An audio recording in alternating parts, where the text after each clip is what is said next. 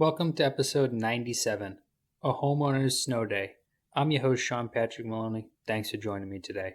Today I want to talk to you about what it means as a homeowner to have a snow day, how to be prepared, how to take care of things, what you need to be doing, and what it all means on sort of a little bit of a legal aspect about not moving the snow. So first off, when you own a home or any sort of ownership of property, you have to take care of the snow. There's lots of different laws. I'm not a legal expert, but I can tell you that if someone comes on your property, whether invited or not invited, delivery boy or just some trespasser, there are a lot of legal rights they have if they slip and fall on your snow. So the first thing I want to talk about is making sure you shovel off all your walkways, use proper ice melt, and take good care to make sure that the snow's in good working order. As a homeowner, this should be a fun job. I know a lot of people say, oh my God, shoveling is terrible. Owning a home is a very exciting process. You should be enjoying every part of it. If you're not, you should be talking with and hanging out with different people, because getting out there on a nice snow day and getting out there shoveling and enjoying it, that's all part of the journey, folks. That's all part of life. But do realize, whether you like it or not, as far as being a safety measure, it's big, but also it's a liability. Again, uninvited people, as well as delivery people and others, they may get hurt, and then you end up with a liability problem, especially if you live in the city. If you live in the city, a sidewalk out front is probably your responsibility as well, and also the runoff water that comes from it melting and freezing. So make sure to get out there and put some ice melt down. You don't have to use something that's super caustic. There are different solutions. There's pet safe ones, there's pavement safe, concrete safe ones, organic ones, all different solutions, ash, sand, lots of different ways to keep the slipping and sliding from happening. But I can tell you this much: you'll be regretful if you don't do it, not only because someone else got hurt, but if you have the groceries or something, you're going in the door and you slip and you pull a muscle, or you slip and you fall, you won't be happy that you skipped over this simple process. And remember, it's home ownership. Enjoy it. Do it with a smile. Enjoy the fact that you own such a large driveway and that you have the privilege of shoveling such a large driveway, because there's lots of people out there that wish they had a driveway in general, and they wish that they weren't shoveling the street off just to undig their car from the city plows. So get out there with a smile. Next off, make sure to clear the vents on your home. A lot of the newer homes, the heating systems are what they call direct vent. So instead of coming out the chimney or out the roof, they actually come out the side of the building. The dangers with this is if a snowdrift forms or anything around the side of the house, over the dryer vent, over the exhaust vent for the heating system, the water heater, any of these ones that cause carbon monoxide, you could build up carbon monoxide inside your home. So it's important to know before the winter comes and before the snow comes where you have vents, and then it's important to get out there and check them. Any ventilation that you have for your house, you want to make sure it's free and clear. Same goes for your oil fill while you're out there. Make sure if you have an oil fill, remember the people will not fill it unless you give them a straight path where they can run the hose to the oil fill.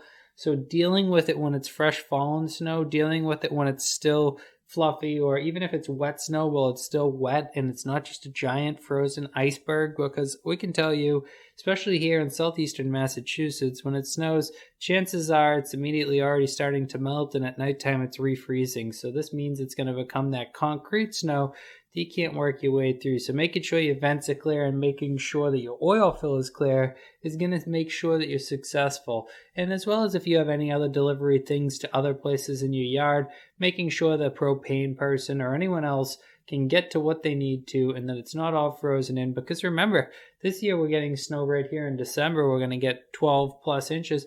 We may be snowed in all the way through February, March, April. Depends on what the weather really does. If we get a break in it, it may melt out right away. But if we don't, we're coming into the coldest time of the year. It may be here for a while, and it may be here to stay. So save yourself from that concrete work and clear your vents, clear your different things like your oil fill. You'll be good. Next up, if you burn firewood, now is the time. You've got it a couple days, and if you're listening to this during the snowstorm, you wish you did this. Move more wood indoors, move more wood into the pile, cover up the pile, identify the pile, make sure your plow people know where it is, make sure that whoever does your snow knows where it is, or if it's you, make sure to get out there and clear that top off now and again. Heavy snows are known to knock over wood piles, and by doing so, it can spill it all into getting wet again after you've dried it for so long, painfully dried it so long. You want to make sure you protect that, and you want to make sure that your wood is good, because if you're like me and you don't have a heating system, The only thing you have is that wood, so it's your life net, it's your safety for your water, it's everything you need. So getting that pile indoors and getting it cleaned up, I usually go around the base of mine, kind of push it all together a little bit and just make sure that the tarps get easy access points where I know where the weights are on it, whether it be rocks or logs I'm using to hold it down. That way there, I'm not digging through an ice cube trying to figure out how to get a log out so that I can get in and get warm. I love my wood stove, but it certainly is a lot of work when it comes to once it gets snowed in. So I always make sure I prepare myself starting yesterday, 3 days before the storm. I really start getting mentally prepared. I let the fire burn down. I dig the ash out of the ash bucket for the overall fire. So now I have plenty of room. Don't have to worry about the ash overflow. And I get everything in order, my fire starters and all that. I also make sure to grab flashlights and all those things in case a winter storm really goes bad. We're ready to go. Next up, make sure to check your hose. We've already told you this once this year. I usually mention this one right when the temperatures dip. Usually reach out, tell everybody, hey, it's time to shut off the hoses. But sometimes once it stops and it comes back to warm, we forget, we turn it back on, we wash the car off because of the salt from the first storm.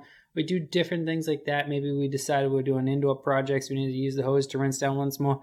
Double check that hose, make sure no one's turned it back on. The physical hose itself, put it somewhere safe from the snow in the winter. If it's down by the walkway, it may be a pain to have to shovel around, so make sure it's out of your way so that you have the space to put the snow where you need to when all the snow comes. Because remember, we're going to get a good sock in this year, so you want to make sure you're set up for that and that your hose is off and that you're not going to be dealing with water in the basement while you're trying to deal with snow in the driveway. I can tell you from personal experiences, there's nothing worse than a popped water line when it's below freezing and you lose electricity.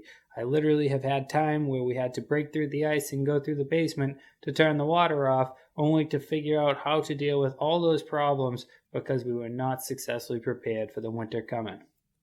Now let's talk about ice dams. Ice dams are one of those things you really want to avoid. So to avoid ice dams, always clean your gutters and use a roof rake.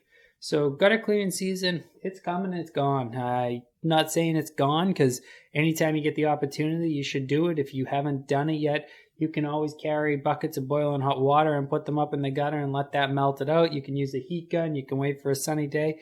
But you want to get all that junk out of there because remember, ice dams can be brutal. They back water up into the house. For those of you who don't know, an ice dam is when you get an ice cube built up so tall that it backs the water up underneath the shingles to your roof, leading to water inside your ceiling, eventually leading to mold, possibly needing new ceilings, paint, all the different things.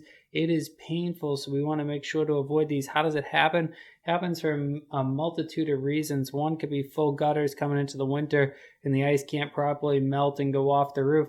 But one of the more common ones, and the reason we say use a roof rake, is when we have big, huge snow loads, big piles of snow. The roof actually is kind of letting out some of the heat from below, so the snow melts at the lowest level and it runs down the roof. And then when it hits the lowest level of the roof where there's not quite as much sun, not quite as much heat, it then refreezes, building up a big bubble of icy snow melt. And that actually works to push the water up backwards. Because remember, shingles are single directional. Shingles are overlaid on top of each other in a downhill fashion so that the water goes downhill and runs off them. But water, when built up behind them and it goes to a level where it can build so much where it's multiple inches of water, it can run backwards straight up uninhibited through those shingles and right into your ceilings. And remember, if you got water, you got a chance of mold. If you got water, you got to disclose. If you got water, you've got problems. So to avoid problems, make sure to always clear your gutters. Always make sure to use a snow rake. Take care of your house.